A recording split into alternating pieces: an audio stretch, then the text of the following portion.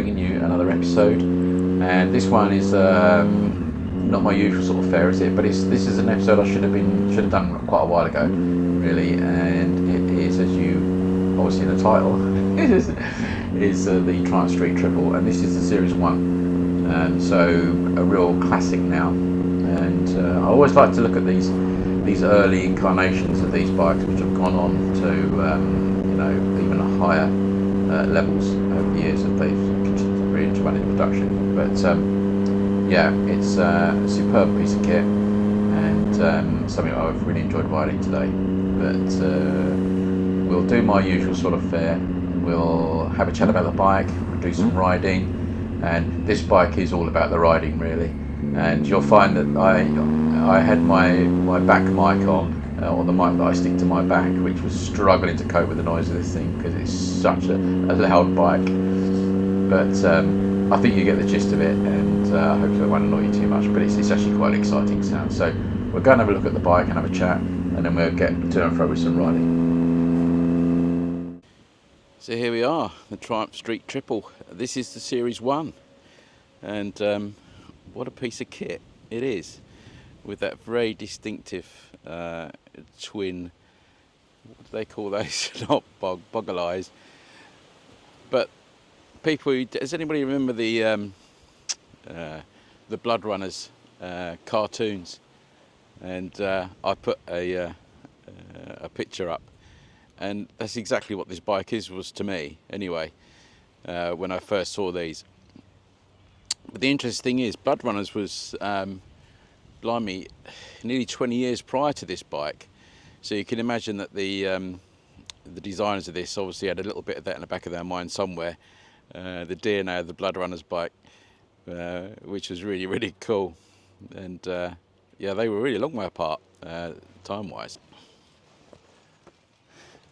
Right, so I noticed I've repositioned myself because it started pouring with rain. It was a lovely morning, and now it started to rain, so the bike's a little bit wet. So Karen will be a little bit annoyed because I've now got the bike a little bit wet, but hopefully it won't be dirty and I won't pick any gravel up on the way back, because this has just been ceramic coated again, so hopefully it'll just come up clean. So back to the Street Triple. So at the time when this came out, this was 2007, and you know, Ducati was still there with the Monster. They had to sort of market to themselves really in proper naked bikes. But they were still, you know, updating the early Monsters. They were changing the capacities and stuff. And the water-cooled engine had just started coming in. But that was still based on that original L twin. So, you know, it was looking pretty old at that point. And Triumph came along and thought, well, as most companies do, Triumph weren't, you know, flying like they are now. They were still, I wouldn't say a struggling company, but they, you know, they were still on their uppers. They were still working at, you know, making a really good profitable company. They looked at their lineup, and you had the Speed Triple, which was their sort of main naked bike at the time. But that had the 1050 engine, so, you know, a bit of a lump really. What their theory was behind doing something different is anybody's guessing it. How do we know how these big companies work? But certainly to bring a lightweight naked bike into the fight was a really, really clever move. And of course they had another bike in their stable that they could do some engineering with. But they then took the engine out of the Daytona, the 675 Daytona, which changed the whole game of that. You know, the Daytona was a quick bike. You know, that 675 engine was highly tuned. It was a really impressive piece of kit. You know, we were well over 100 horsepower at that point. And for a 675, you know, we think they're like the new Triumph 400 with 40 horsepower is pretty impressive. But 675 horsepower, and you give it, in this detuned form, about 106 horsepower. Was it 116, 106 horsepower? That's a lot of power. So they didn't just sit back and think, well, that's a cheap option, that'll do. They said, no, let's put the Daytona engine, let's make something really special out of it. And boy, didn't they.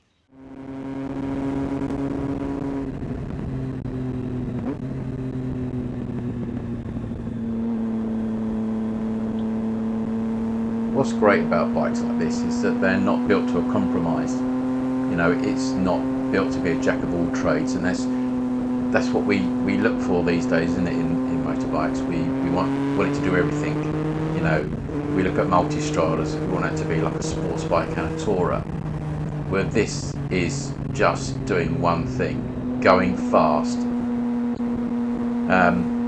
You know, and with that, obviously, you do get a few sacrifices with, you know, hard suspension, pretty quick steering, I suppose. But you got to love it for that, haven't you? You got to love the no compromise approach to a bike like this.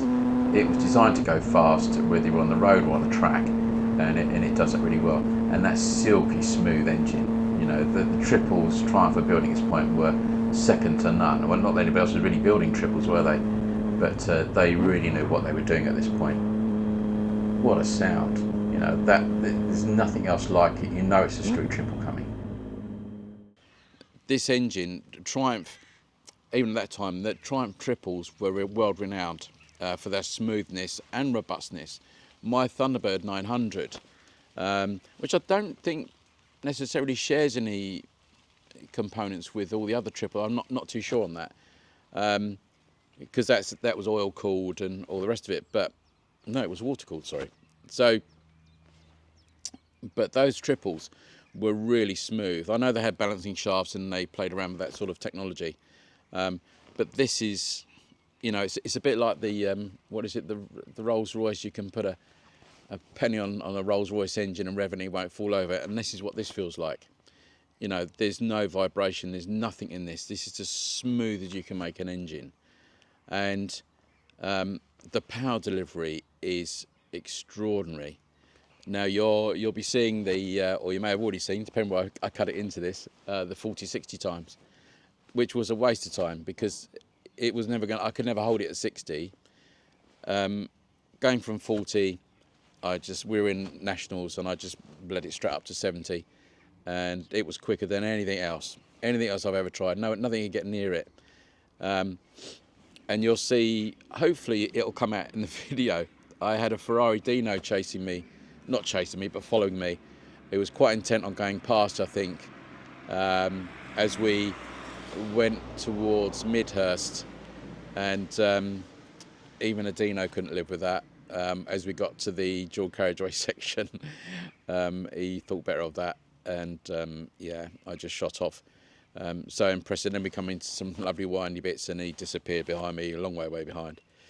But it was really nice to actually have those two vehicles, two absolute classics of their period there. And the Dino was always seen as a slight budget Ferrari.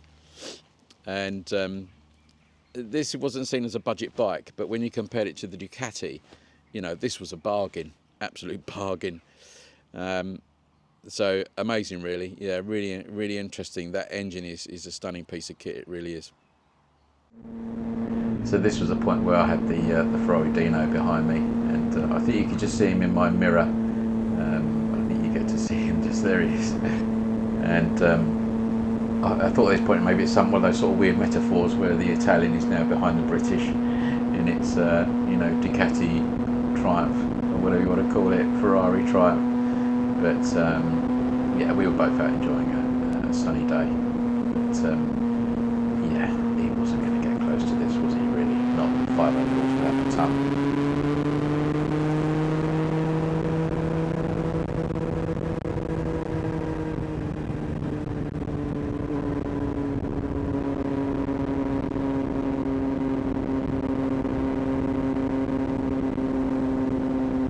This bit of the road comes into some nice sweeping bends, and yeah, it's just lovely to hear that engine and just dropping down gears when you need to. This doesn't have a quick shifter on it.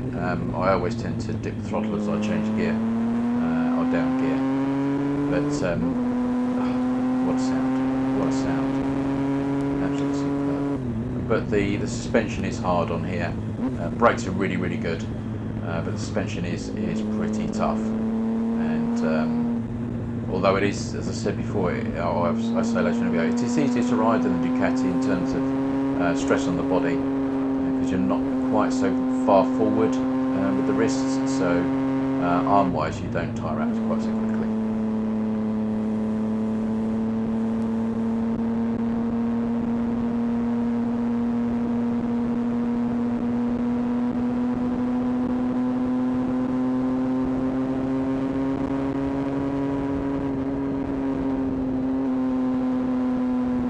It does feel like quite a short wheelbase, so you do have to be careful on the turn. It's a bit like the Ducati, you just got to be prepared for it, because it'll bite you if you're not too careful of what you're doing. Particularly if you're used to riding sort of cruisers and modern classics and that, the handling characteristics are totally the opposite to this bike.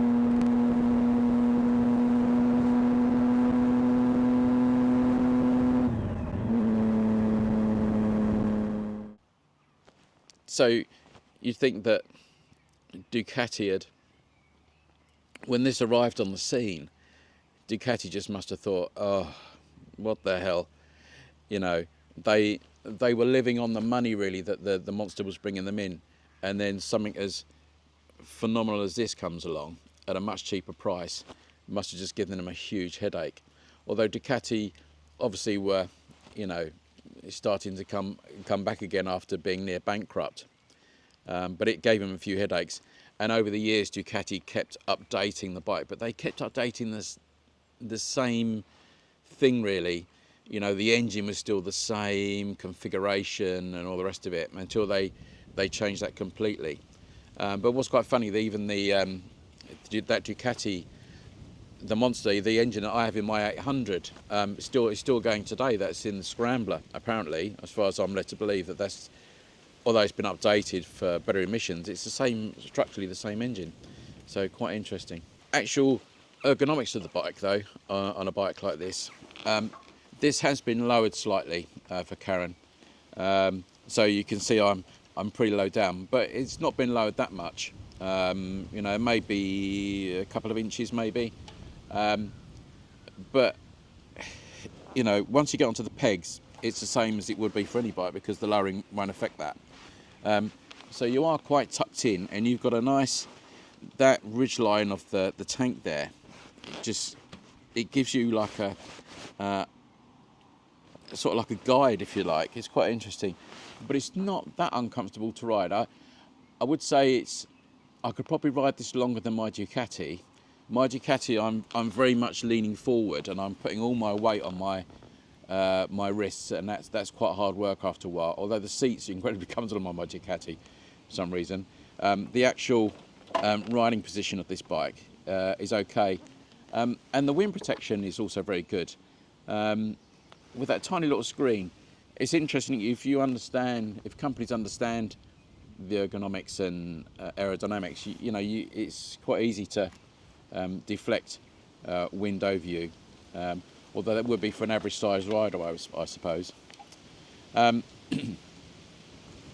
take you around and we'll have a look at the bike, and because this is a 2007 bike, so it's not new by any stretch, but it relates back to my video that I did, which would be last week's now, or the week before, depending when this one comes out, about comparing the Enfield Inceptor to the Triumph Bonneville and the difference in quality of finishes, and that's brought up a few comments on that. But for a bike which is now 2007, well, you know, 18 years old, 19 years old, the finish on this bike is absolutely immaculate. Now I know Karen looks after this bike, but what's the mileage on here? What have we got? We have got 20,000 miles on this bike, so that's pretty damn good. It has been ceramic coated. It's on its second ceramic coating, but it's quite impressive. So let's have a closer look. So let's look at the instrument cluster then. So just by turning it on, even back in 2007 they were still doing the flip round. I always like that. I think it's such a cool thing. So nice. The clock was the important bit, wasn't in those days the clock was obviously important. You've got your gear indicator there, temp gauge, which is nice to get a temp gauge.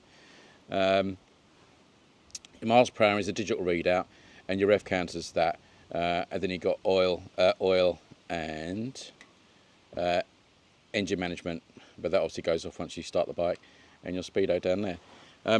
What's quite interesting that the cluster, I've not seen this cluster on any other bike. That's small, isn't it?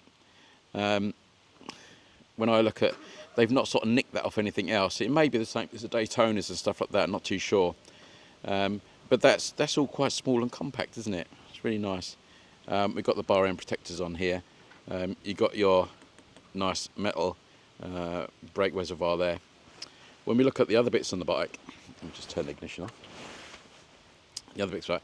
When I was saying that this bike is immaculate, and boy, it really is. You know, there's not a mark on this, and I know this has just been cleaned and treated, the ceramic treating. So, but radiators, all the rest of it. It's got a nice curved rad there, just to catch better air as it goes through. I don't know whether cooling was ever a problem on these bikes originally, but they obviously worked hard to keep the engine running at the right temps. But when you look at how modern that engine looks, this is only 3 years newer than my Ducati, and my Ducati just looks ancient compared to this. The one weak point on these is this belly pan. They do tend to crack, and they get stapled and all sorts of things. I wouldn't surprise me if someone's already making new ones of these. They should be, because they could probably sell quite a lot. The swinging arm, the coating on all of this is absolutely so. When you look at the quality of the welding on these, even back in 2007, Triumph were producing absolutely stunning frames. That's as good as anything you'll see anywhere on any other bike, I'd say. But the casings, and again saying this is about an 18-year-old bike, and it's absolutely mint. Bit testament to Karen, really, isn't it? This doesn't have standard exhaust. I've got a funny feeling there might be arrows, but I'll have to confirm that with my beloved. It's got the DID chain on it and new sprockets recently. You've got the single shock, which is adjustable for preload, but not damping as far as I'm aware on this one. Yeah, really nice.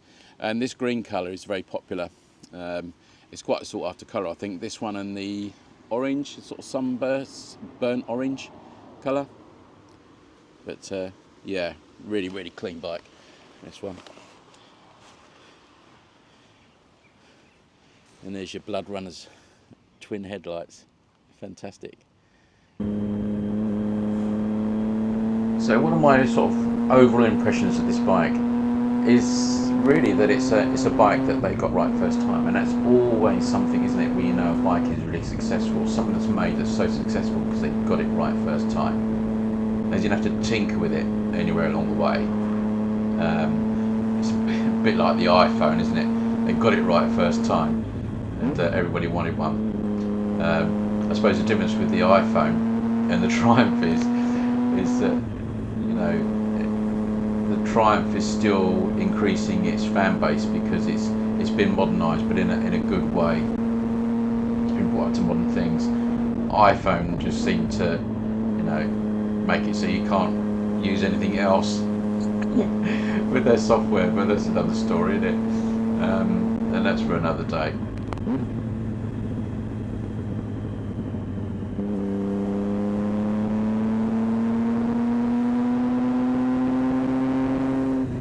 But I think if you're one of those riders which is just a complete no compromise, I want a bike that will do a specific job, one job, really well, then this is it, isn't it, really?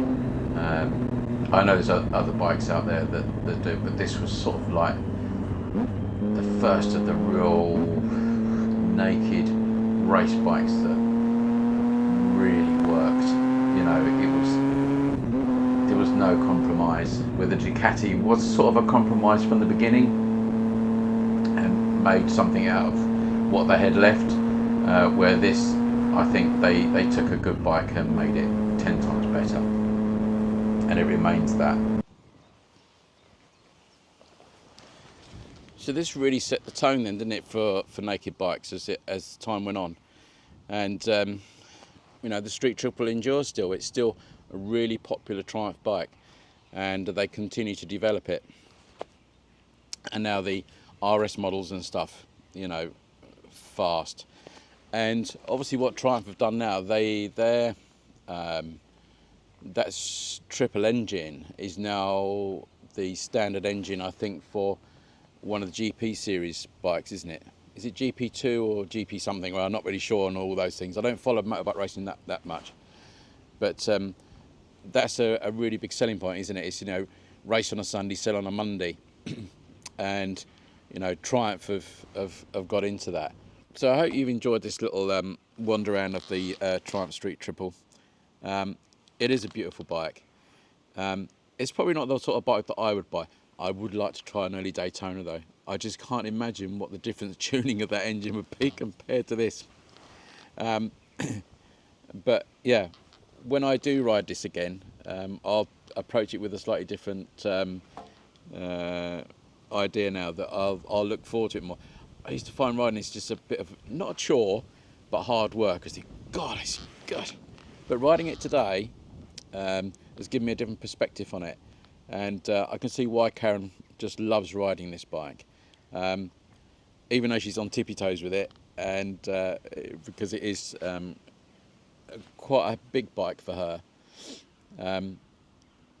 I understand it, I get it now. So while this car comes, I'm in Sussex, and the weather's up and down like a yo-yo. I'm going to give it a bit more time because I'm going to hope the roads will dry out a little bit before I have to go back to get the bike dirty, and I'm hoping not to get it dirty. But I hope you enjoyed the video, and just this little look at something different for me. And ride safe, and I'll see you in the next one. Remember to subscribe because it helps the channel. But yeah, hope you enjoyed it, and I'll see you soon. Take care, guys.